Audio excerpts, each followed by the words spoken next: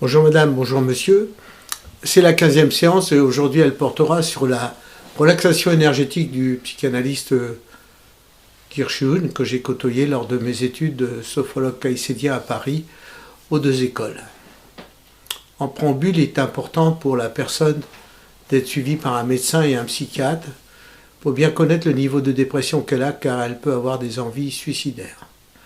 Je ne parlerai que du protocole. Il est évident que je entre en contact avec le psychiatre et ou le médecin car le sophrologue n'a pas le droit de poser un diagnostic, il n'est qu'un petit maillon dans la chaîne. Il peut se pratiquer en 10 séances, les 4 premières en position allongée sur un divan ou sur un lit, les 2 suivantes en position assise sur une chaise et les 4 dernières en position debout. Je vais vous donner les étapes. 1. Relâchement neuromusculaire général. Il perçoit le relâchement des muscles de la tête, des muscles de la tête, des membres supérieurs, du cou, du thorax, de l'abdomen, du bassin, des membres inférieurs. Respectez cet ordre. 2. Approfondissement de l'état de relaxation.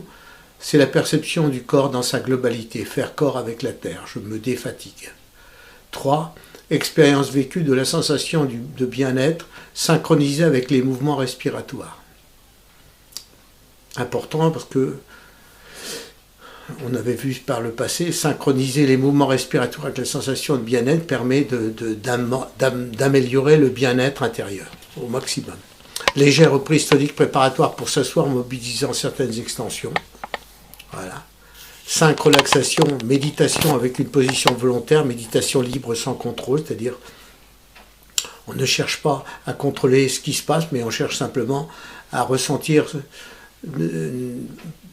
l'intérieur de notre corps, avec une position évidemment volontaire qui nous permet d'avoir une conscience libre et on est au bord de partir. 6. Contracter progressivement les muscles des pieds, des jambes et ainsi de suite jusqu'à la tête.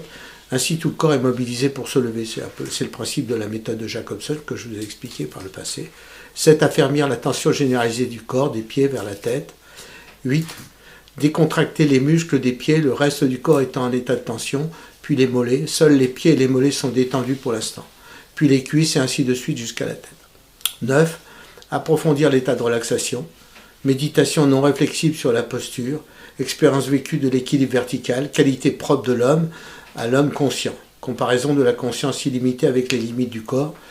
Là, on retrouve des techniques où il y a, si vous voulez, la méthode Vitose, et dont je vous avais déjà parlé, et en même temps la technique de la conscience illimitée avec les limites du corps, quand on est en sophrologie et qu'on est à l'extérieur du corps, en prenant par exemple un chêne, on est à partir de ce chêne et on se voit. C'est-à-dire que c'est comme si on sortait de notre corps, notre conscience. Mais en fait, c'est simplement un travail de la conscience et de l'esprit. Visualiser de façon positive le programme de sa journée et le vivre comme si elle allait se dérouler.